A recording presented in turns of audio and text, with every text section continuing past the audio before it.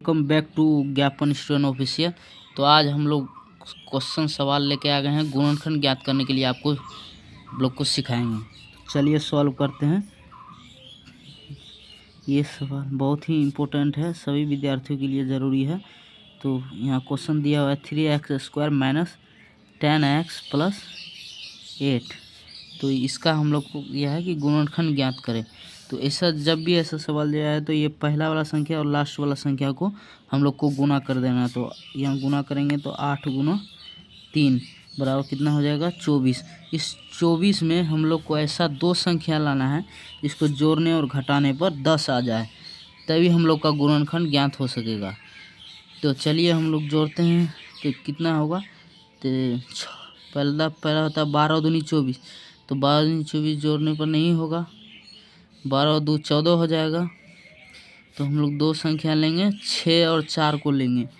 6 और 4 को लेंगे, 6 गुना 4 तो 24 हो जा रहा है, और 6 प्लस 4 तो ये 10 हो जाता है। तो आगे हमारा बीच वाला संख्या, वही संख्या को जोड़कर हम लोग को बीच वाला संख्या प्राप्त करना है, तभी गुणनखंड सही से ज्ञात हो पाएगा, अन्यथा गलत हो जाएगा।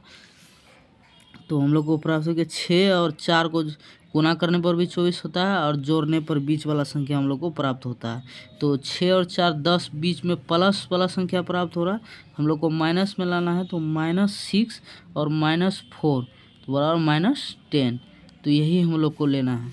चलिए 3x² minus 6x minus 4x हो गया -10x प्लस 8।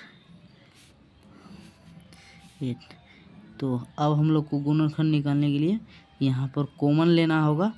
कॉमन यहाँ 3x² में 3x ऐसा संख्या कॉमन लेना है जिससे दो दो संख्या का जोड़ा लगता है कॉमन में।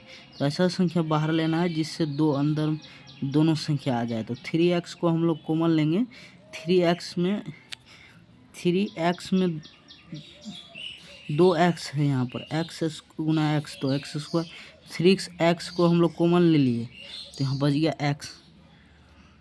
अब 6x है, 6x को कितना से गुना करने पर 3x को कितना से गुना पर -6x होगा। तो 3 दूनी 6 तो 2x, 2 लेना है सिर्फ, x तो है ही, 2 लेना है सिर्फ। तो बस हो गया 3x² माइनस 3 दूनी 6x। और वैसे ही ये संख्या सेम हम लोग को इधर उतार देना है, x -2। इसके बाद ऐसा कौन सा संख्या कॉमन लेंगे जिससे यहाँ पर 4 आ जाए। तो यहाँ -4 अगर हम लोग लेते हैं तो -4x हो गया, माइनस प्लस 4 दूनी 8।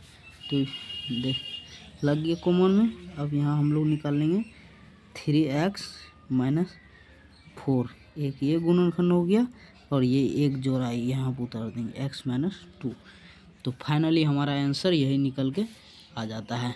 तो उम्मीद करते हैं आप लोग को बहुत ही अच्छा गुणनखंड समझ में आया होगा, अच्छा लगा होगा। तो चैनल को लाइक सब्सक्राइब जरूर कीजिएगा। अब जाइएगा मत, रुकिए, अभी आप लोग को एक सवाल देते हैं, ये सॉल्व करके कमेंट में ज़रूर बताइएगा। x²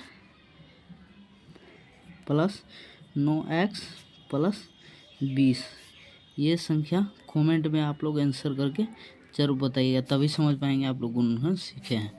चलिए, जय हिंद।